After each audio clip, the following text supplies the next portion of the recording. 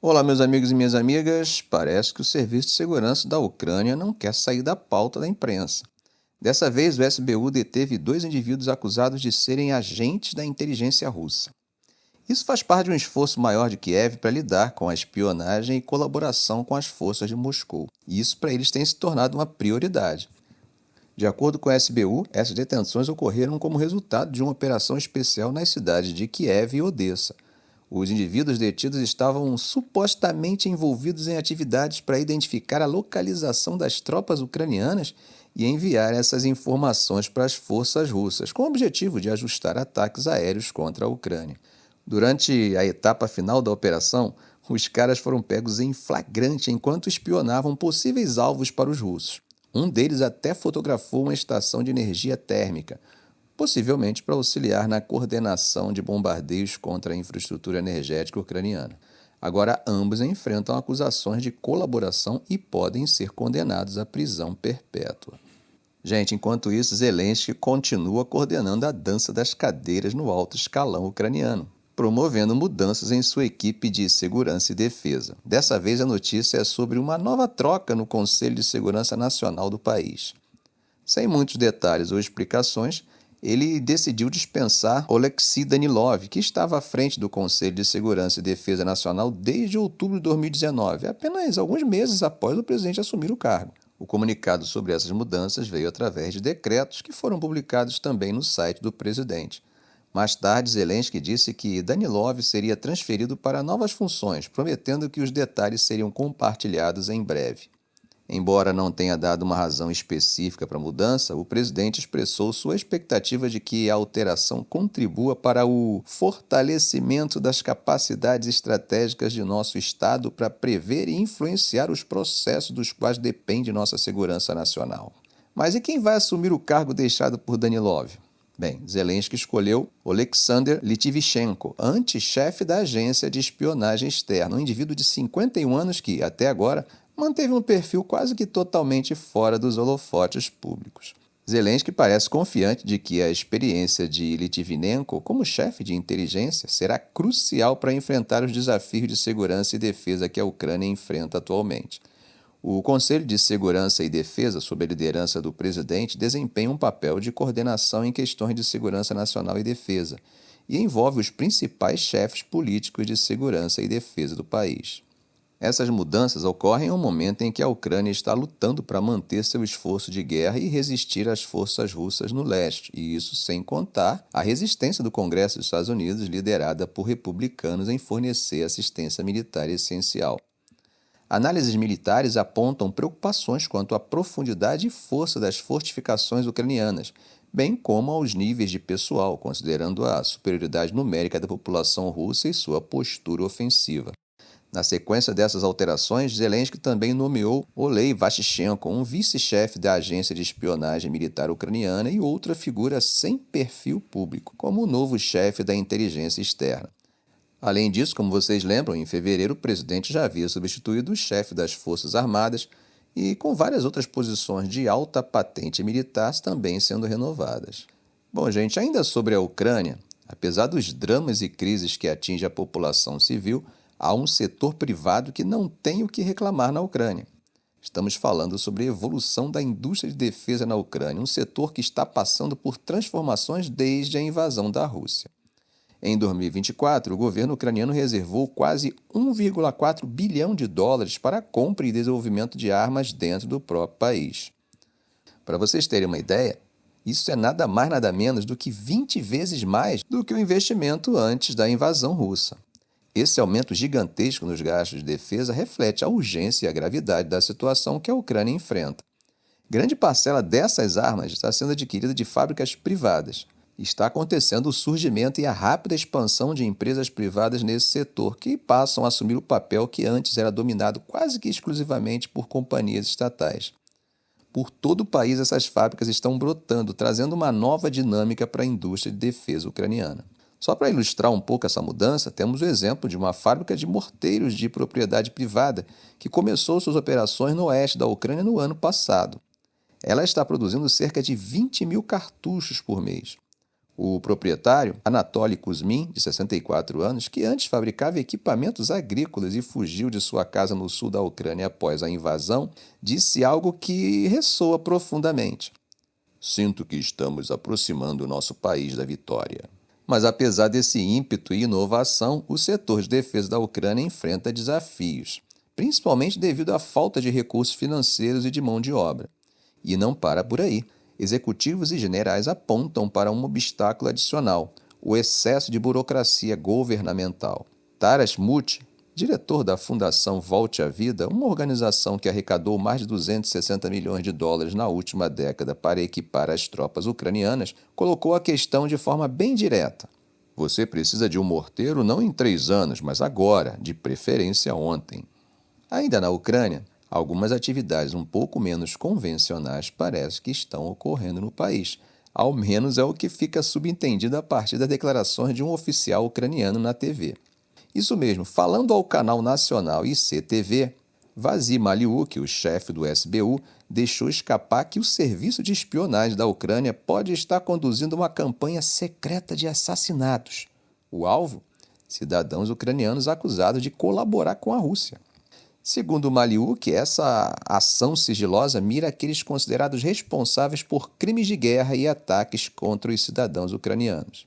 A coisa fica ainda mais feia quando ele diz que, oficialmente eles não podem admitir tais atos, mas nas entrelinhas, Maliuk compartilha que, uma vez confirmada a inteligência sobre o alvo, o SBU recebe luz verde de autoridades civis para proceder com o assassinato. Um exemplo dessa operação foi o caso de Vladlen Tatarsky, um propagandista pró-Rússia nascido na Ucrânia. Tatarsky encontrou seu fim de forma bem trágica. Ele foi morto no ano passado em um café de São Petersburgo ao receber uma estatueta recheada de explosivos. Maliuk mencionou que Tatarsky estava na mira devido ao seu serviço militar lutando contra a Ucrânia e seus apelos pela eliminação de ucranianos. Essa revelação coloca em perspectiva a dura realidade do conflito e evidencia não só o esforço de guerra visível nos campos de batalha, mas também uma luta sombria e clandestina na qual a inteligência e a contra-inteligência desempenham papéis nem sempre canônicos. Bom, gente, saindo da Europa, vamos fazer o que Emmanuel Macron fez, dar um pulinho na América Latina. Mas eu não vou falar da Guiana ou da visita do presidente francês ao Brasil. Quero falar sobre as eleições na Venezuela, esse país que tem vivido em uma montanha-russa política há anos. A situação política venezuelana vem gerando um isolamento do governo de Maduro até mesmo entre tradicionais apoiadores.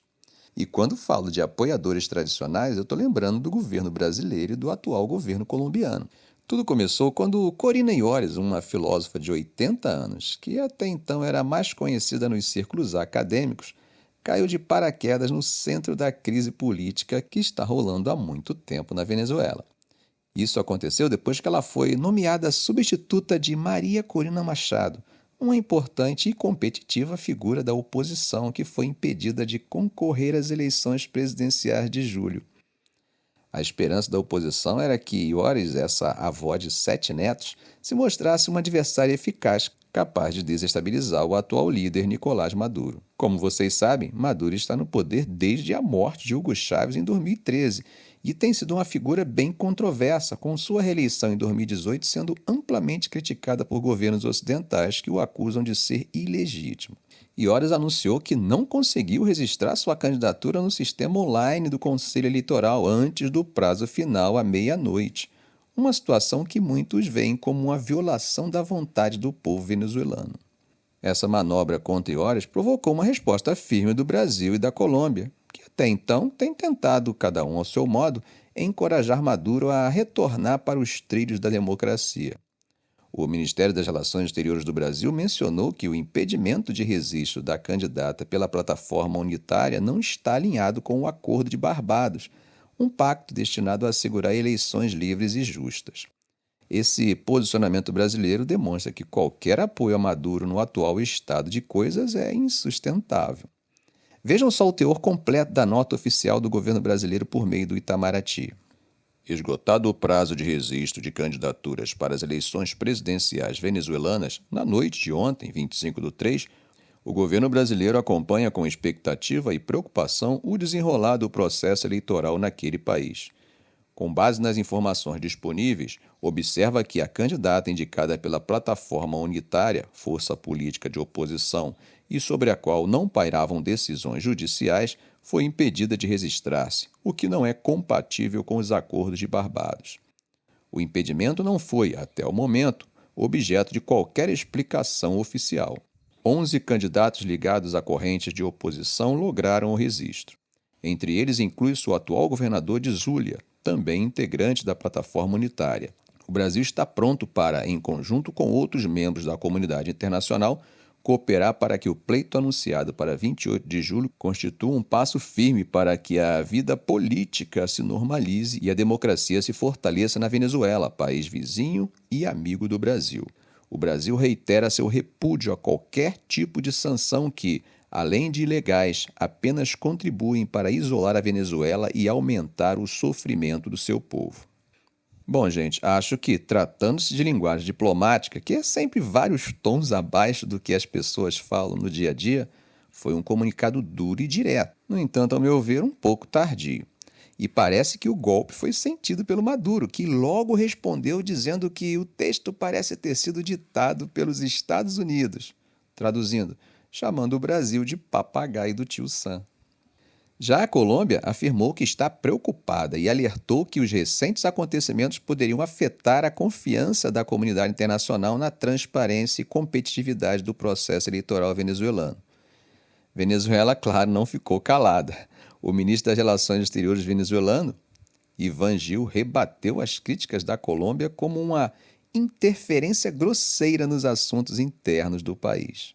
Além de Brasil e Colômbia, Guatemala e Uruguai também demonstraram preocupação, condenando o assédio e a perseguição do governo venezuelano aos seus oponentes, apontando para a consolidação da Venezuela como uma ditadura que se afasta de qualquer prática democrática.